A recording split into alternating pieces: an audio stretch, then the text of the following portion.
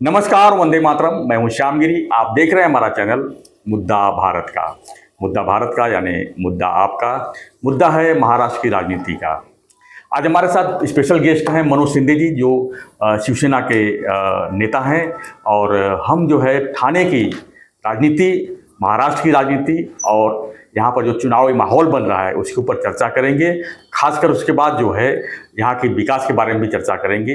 मनोज शिंदे जी कांग्रेस के पुराने कार्यकर्ता थे, लेकिन विकास के मुद्दों पर उन्होंने कांग्रेस छोड़कर अब शिवसेना में आए हैं। और शिवसेना में यहाँ पर जो ठाणे की समस्या है वो किस तरह सुलझाने का प्रयास कर रहे हैं, क्योंकि जनता दरबार भी लगाते हैं और शिंदे साहब के काफ़ी करीब माने जाते हैं। तो मैं इनसे इन्हीं सब विषयों पर चर्चा करूंगा और जानने की कोशिश करूंगा कि ठाणे की राजनीति इस समय जो है किस तरफ चल रही है, खासकर भ्रष्टाचार के मुद्दे पर, खासकर युति के मुद्दे पर किस तरह आगे जा रही है। इसी पर हम चर्चा करेंगे।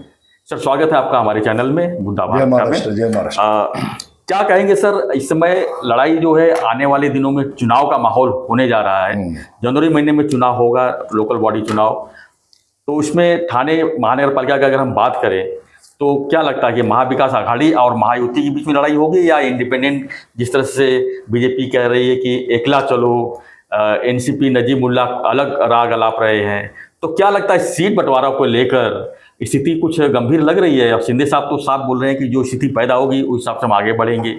आप क्या मानते हैं इसको?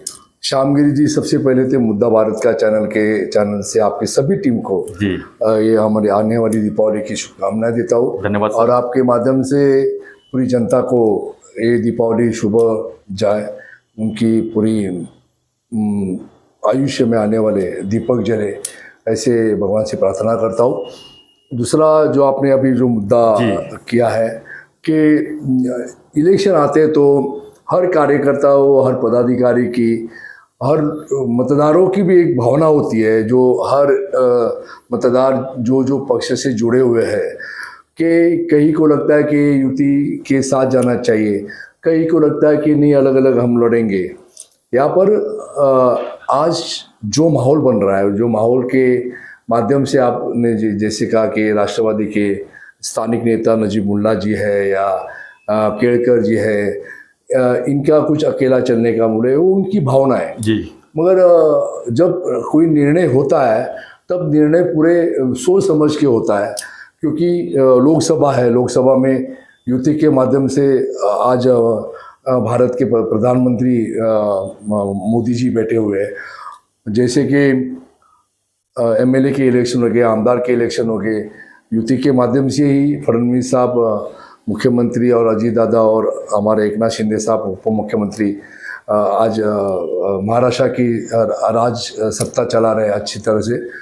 तो वाकई ये तीन मूर्ति जो है आप देख रहे हैं कि इन्हों में जो एक बंधन बना है कि कुछ इस महाराष्ट्र को अच्छा देने की कोशिश ये पूरे 10 साल में हुआ है।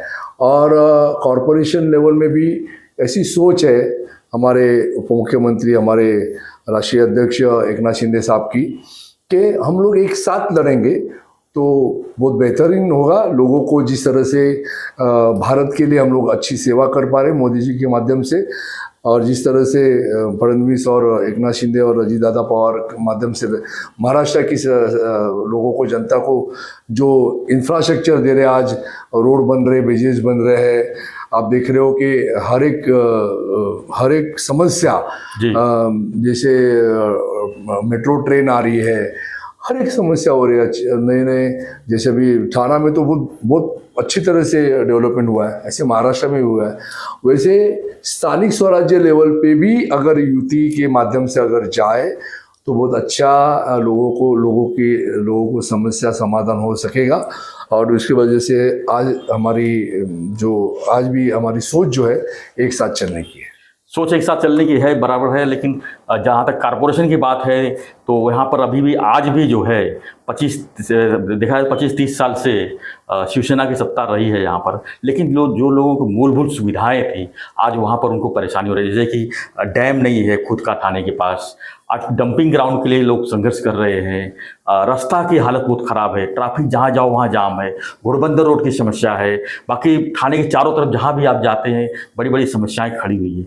तो क्या लगता है कि आप शिंदे साहब के एकदम करीब हो, तो ऐसे में आपको जो समस्याएं आपके पास आते हैं, जनता दरबार खुद करते हो तो लोग समस्या लेकर तो आते ही होंगे, तो उस समस्याओं को देखते हुए देखा जाए तो महाविकास आघाड़ी भी अब इकट्ठा हो रही है और वो आरोप लगा रहे हैं कि सिर्फ यहाँ पर भ्रष्टाचार के अलावा 25-30 सालों में कुछ नहीं हुआ है, गोल्डन गैंग का नाम ले रहे हैं। दूसरी बात जो दिघे साहब ने आरोप लगाया था नंदलाल समिति का, वो आरोप लगा रहे हैं, तो उसको देखते हुए क्या लगता है आपको कि कैसे इस तरह का राजनीति यहाँ पर चल रही है? आज तक का इतिहास है, आपको शायद मैं बताना चाहूँगा, चाणक्य ने भी कहा है जब राजा अच्छा काम करता है तो विरोधक जुड़ जाते हैं। आज ठाकरे बंधु जो आप देख रहे हैं, राज ठाकरे साहब और उद्धव ठाकरे साहब एक साथ हो रहे हैं, तो एक साथ इतने सालों से तो आपस में प्रॉपर्टी के लिए और अनेक मुद्दे पे फैमिली की वजह से, अपने झगड़े की वजह से आपने देखे इतने साल अलग रहे। ये विकास के लिए साथ में आ रहे हैं कि अपने विकास के लिए आ रहे हैं? विकास के लिए, खुद के विकास के लिए आ रहे हैं कि महानगर पालिका में अपने को सत्ता मिले, इसके जोर पे आ रहे हैं। और जो मराठी लोगों का मुद्दा है जो आप आज एकनाथ शिंदे साहब ने लिया है, आज मराठी को जिंदा रखने का काम, उनके पीछे संरक्षण देने का काम शिंदे साहब ने किया है। जिस मराठी आदमी को इन्हीं लोगों ने हवा में छोड़ दिया था, कांग्रेस के साथ उद्धव ठाकरे जी बैठे, आज राज ठाकरे के पास भी अपेक्षा थी कि वो मराठी लोगों के लिए कुछ करे, और जब तक अकेला चल रहे थे तो लोग कुछ मानते थे। आज भी वो वापस कांग्रेस के साथ बैठ रहे हैं, तो क्या ये मराठी लोगों को संरक्षण देगा? और मराठी लोगों को कुछ पता नहीं कि ये किस मुद्दे पे एक साथ आ रहे हैं, और क्या मराठी लोग उनको एक्सेप्ट करेंगे? ये बहुत सवाल बहुत गहन है। और बिल्कुल मुझे जो लग रहा है कि लोगों को पता है ये जुमला क्या है, और ये जुमला जो है ये इलेक्शन तक है, इलेक्शन होने के बाद वापस ये अपने अपने झगड़े में रहेंगे। तो मैं खास करके महाराष्ट्र की जनता को कहना चाहूँगा कि जुमले को आप सोचो, समझो, और आखिर में युति सरकार यही एक पर्याय जो है जो आज तक आपके लिए काम किया है।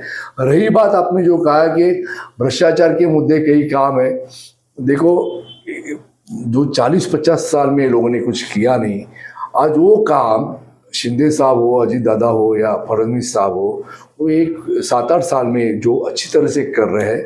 इतना काम पड़ा है, इतना काम 40-50 साल से जो बाकी है, जो करने में वक्त लग रहा है, फिर भी कई काम इतने जल्दी हुए। आज आप देख रहे कि मेट्रो का काम हो रहा है, पानी की समस्या को लेके आज निर्णय हो रहा है, रोड सभी कॉन्क्रीटीकरण रोड हो रहे हैं। कई समस्या है उसको भी, जैसे घोड़बंदर की समस्या बहुत चल रही थी। आज प्रताप सने हमारे मिनिस्टर्स परिवहन के हैं, उन्होंने कुछ निर्णय लिए और वहाँ का घोड़बंदर की रोड भी वाइड करने का काम जोरों से शुरुआत हो रहा है। आने वाले बहुत कम समय में, हम नहीं चाहते कि हमको 40-50 साल दीजिएगा, बहुत कम समय में ये जो बची हुई समस्या है वो भी बहुत जल्दी करेंगे, क्योंकि खास करके मोदी जी और फडणवीस साहब बहुत अच्छा यहाँ पर निधि देने का काम कर रहे हैं।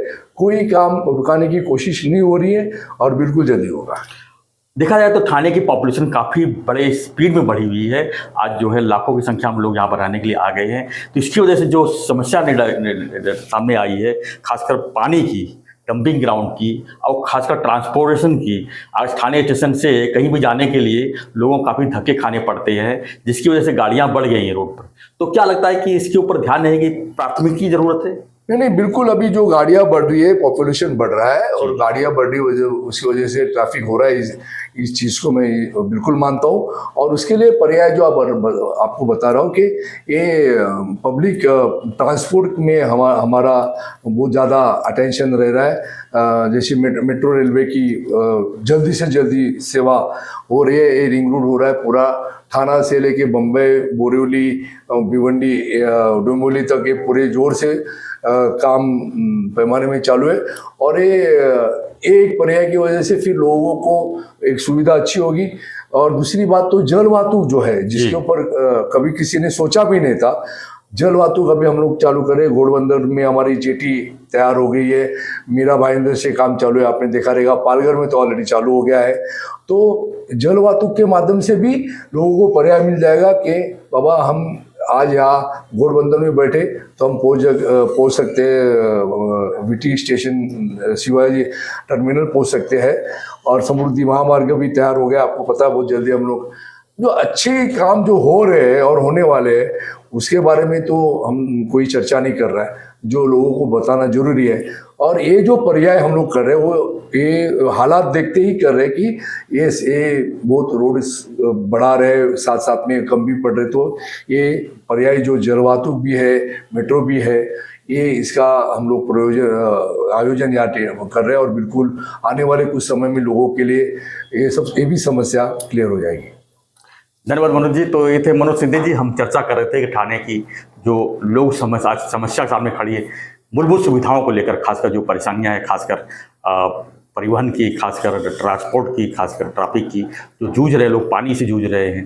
तो ये सब समस्याओं के ऊपर हम चर्चा कर रहे थे। तो फ्रेंड्स, आने वाले दिनों में लोकल बॉडी का चुनाव है, महानगर पालिका का चुनाव है।